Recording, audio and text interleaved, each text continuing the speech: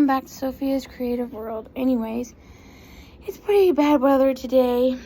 It is gray clouds. You might hear the rain in the from the background. The rain is quite peaceful.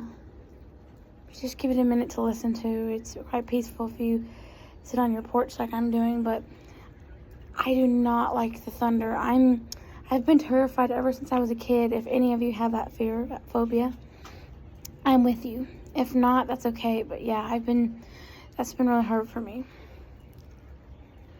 Anyways, just enjoy the peaceful sounds after a rain, or when it rains. You can hear the little birds. You can hear the pitter-patter of the rain. It's just so peaceful. So let's just take a few seconds to listen to the sounds.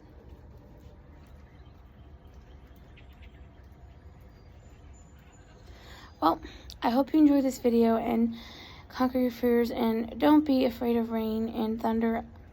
I know some people are like me, but you've got this.